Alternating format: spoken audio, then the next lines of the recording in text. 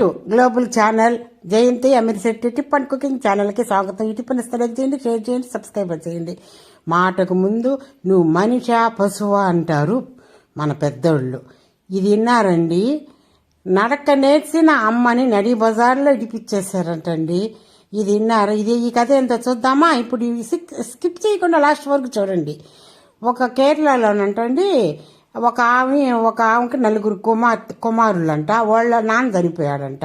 నాన్న చనిపోయిన తర్వాత వాళ్ళ నలుగురు మగపిల్లకాయలు వాళ్ళ అమ్మని ఆరోగ్యం బాగలేదమ్మా, నేను హాస్పిటల్లో చూపిస్తావురా అని చెప్పి తీసుకొచ్చి ఒక మెడికల్ షాప్ దగ్గర కూర్చోబెట్టేశారంట.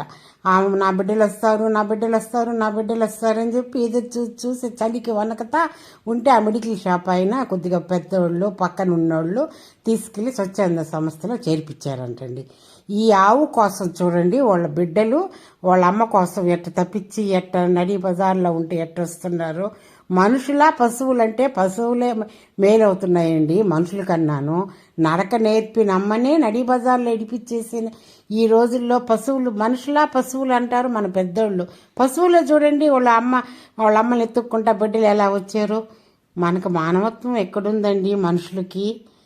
నడక నేర్పిన అమ్మనే నడి బజార్లో ఇడిపించేశారు. వాళ్ళు ఒకప్పటికి నాన్న అవుతారని చెప్పి వాళ్ళు ఒకప్పుడు తల్లిదండ్రులు అవుతారని తెలియదండి మానవులకి. అంతా తెలుసు కూడా, అంతా తెలుసండి అందరికీ, అన్నీ తెలుసు కూడా అలా ఉంటారు. అదండి ఈ కథనం. నడక నేర్చిన అమ్మని నడి బజార్లో తెలుసుకున్నాం కదా. లైక్ చేయండి, షేర్ చేయండి.